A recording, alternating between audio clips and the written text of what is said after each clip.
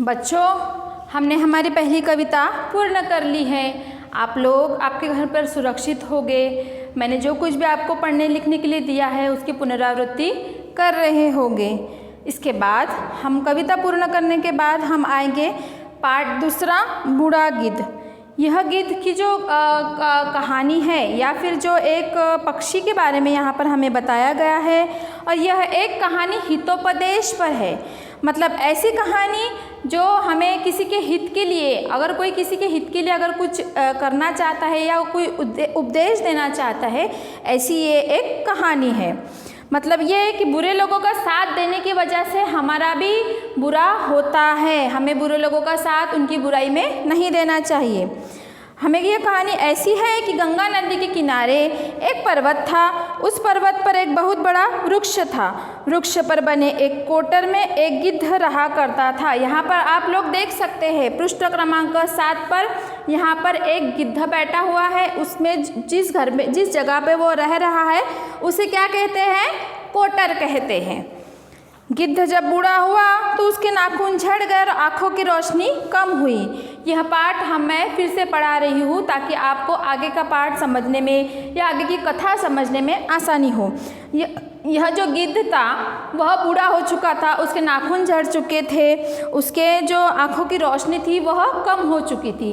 उस पेड़ पर दूसरे पक्षी भी रहा करते थे जो अपने बाल बच्चों मतलब उनके जो बच्चे थे उनके साथ रहते थे। वह पक्षी क्या करते थे, जब वो शिकार ढूंढने के लिए जाते थे तो इस बूढ़े जो कुछ भी था बूढ़ा गिद्ध, उसके भरोसे वह अपने बच्चों को छोड़कर जाते थे। गिद्ध उन बच्चों की अच्छी से सुरक्षा करता था, उनका ध्यान रखता था।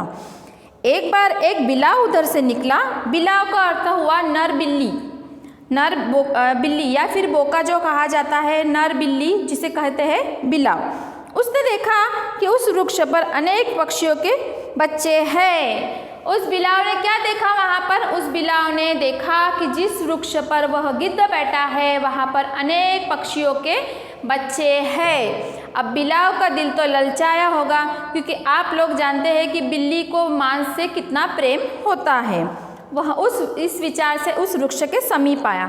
समीप आना मतलब नज़दीक आना। बिलाव को आता देख पक्षियों के बच्चे डरकर चीखने चिल्लाने लगे।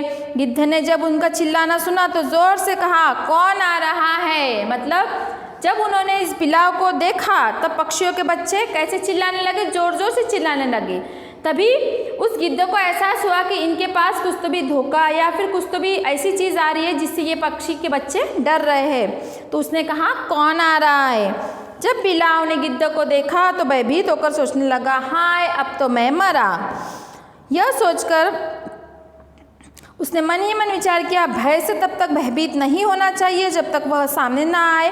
अगर वह सामने ही आ जाए तो बुद्धिमान को चाहिए कि उसे बचने का उपाय करे। मतलब वह बिलाव जो था वह एक चतुर बिलाव था।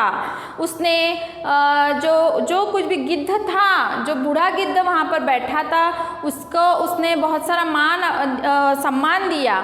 उसे ये कहकर कि मैं गंगा तट पर रहता हूँ और नित्य गंगा स्नान करता हूँ, मैं ब्रह्मचारी हूँ, मैं नित्य पूजा व्रत करता हूँ, इसलिए मैंने मांस खाना छोड़ दिया। उस बिलाव ने पहले क्या कहा कि यहाँ के जितने भी पक्षी हैं यह सब तुम्हारा मान सम्मान करते हैं, इस वजह से करते हैं कि आप उनके बच्चों की रक्षा करते हैं, उनकी हिफाजत करते हैं। लेकिन आप मेरी भी बात सुन लीजिए, मैं एक बिलाव हूँ लेकिन मैं मांस मच्छी नहीं खाता, मैं नित्यक्रम पूजा करता हूँ, मैं एक ब्रह्मचारी हूँ। उन्होंने मुझे बताया कि आप बड़े धर्मात्मा और ज्ञानी हैं, इसलिए आप पर भरोसा किया जा सकता है। आप जैसे विद्वान से मेरे धर्म के बारे में जानने के लिए मैं यहाँ आ गया था। उसने क्या कहा? उसने उसे चने के झाड़ पर चढ़ा दिया। मतलब उसकी बहुत सी तारीफ की, झूठी तारीफ की कि बूढ़े गिद्ध, आप एक महान आत्मा हो, आप एक ऐसी धर्मात्मा हो और ज्ञानी हो जिनके बारे में सुनकर मैं आपके पास आ गया था। आप तो अतिथि को मारने दौड़ पड़े। घर में आए हुए शत्रु का उचित आतिथ्य सत्कार किया जाना चाहिए। क्या आपने नहीं देखा कि वृक्ष काटने आए लकड़हारे को भी वृक्ष अपनी छाया देता है? वह उस पर भी उसी भाव से छाया करता है जिस भाव से अन्य पथिकों पर किया करता है। उसने उसे क्या कहा? उसने उसे बातों में लगाए रखा कि जिस वृक्ष को काटने के लिए लकड़हारा जब जाता है तो वो वृक्ष भी उसे छाया देता है। किसे? जो वृक्ष को काटने वाले लकड़हारे को। तो आप मुझे आसरा क्यों नहीं दे रहे हो? आप मुझ पर भरोसा क्यों नहीं कर रहे हो? जिस भाव से अन्य पथिकों पर किया करता है, यदि किसी पास उचित सामग्री न हो तो भी केवल मीठी बातों से ही उस अतिथि का स्वागत करना चाहिए, क्योंकि अतिथि देवो भव, क्योंकि अतिथि को देवता माना जाता है। इस तरह उसने उस बूढ़े गिद्ध को बातों में उलझाए रखा। उसे यह कहा कि आप धर्मात्मा हो, ज्ञानी हो। यह सब बातों में उलझाते हुए उसने उस बूढ़े गिद्ध का विश्वास जीत लिया। बिलाव की बातें सुनकर गिद्ध बोला, भाई तुम तो बिलाव हो, स्वभाव से ही मांसाहारी। उस वृक्ष पर पक्षियों के बच्चे निवास करते हैं, इसीलिए मैंने ऐसा कहा है। यह सुनकर बिलाव कान पकड़कर कहने लगा, मैंने धर्मशास्त्र को सुनकर ही पूजा पाठ करना आरंभ किया है।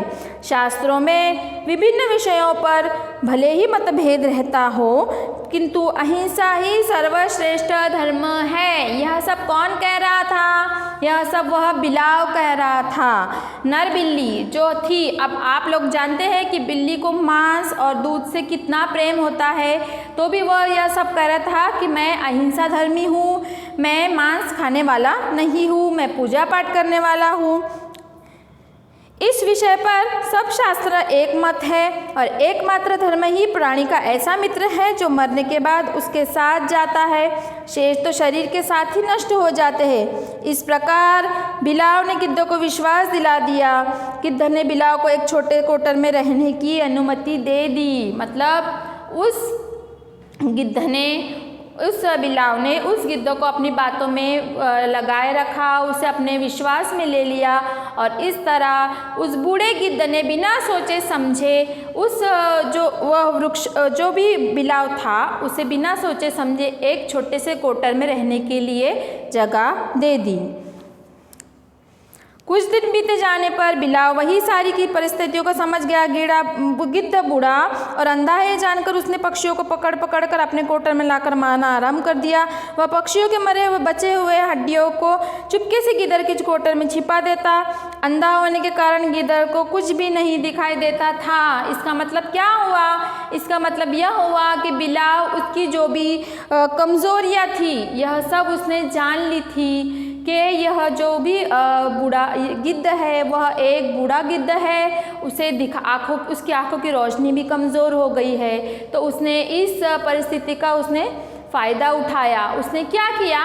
उसने जो भी पक्षियों के जो भी बच्चे थे उनको अपने कोटर में लाया और रोज़ उन पक्षियों को बच्चों को वह मार कर खा लेता था और उनकी जो हड्डियाँ थी वह गिद्ध के कोटर में छोड़ देता था। जिन पक्षियों के बच्चे मारे गए थे उन्होंने चीखना चिल्लाना आरंभ किया। जब बच्चों की संख्या लगातार घटती गई तो वे सभी ने मिलकर इसकी खोज आरंभ कर दी। लगातार बिलाव को इस स्थिति का ज्ञान हुआ तो वह अपने कोटर से निकलकर भाग गया। उसने क्या किया? उसने अपने कोटर में जो भी पक्षियों के बच्चे थे उनके मांस उसने खा लिया और उसकी जो भी हड्डियाँ बची थी उसने बूढ़े गिद्ध के कोटर में डाल दिए। अब पक्षियों को पता चलने लगा कि हमारे जो भी घोंसला है या कोटर है उसमें के पक्षियों के बच्चे गायब हो रहे हैं। तो उन्होंने चीखना चिल्लाना जब आरंभ किया तब बिलाव जो था वह भाग गया। पक्षियों को चैन नहीं था, उन्होंने गिद्ध के कोटर में भी तलाशी ली। पक्षियों ने तलाशी लेना शुरू करी, पक्षियों को चैन नहीं आ रहा था। तब उन्होंने आखिर में किसके कोटर की तलाशी ली? आखिर में उन्होंने गिद्ध के कोटर की तलाशी ली। वहाँ उन्होंने एक कोने में हड्डियाँ देखी।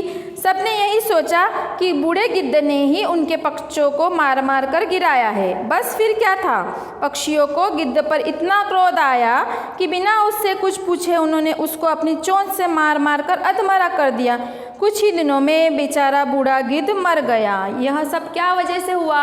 बूढ़े गिद्ध का यह हाल क्यों हुआ? बूढ़े गिद्ध का यह हाल इस वजह से हुआ कि उसने जो वह क्रूर या फिर जो झूठी बातें करने वाला या गलत काम करने वाला जो बिलाव था, उसने उसका साथ दिया। उसके साथ देने की वजह से क्या हुआ? उसके साथ देने की वजह से वह खुद भी मारा गया। इसीलिए यह कहानी हितोपदेश के रूप में कही गई है कि बुरे लोगों का साथ देने पर भी हमारा बुरा होता है। शुक्रिया।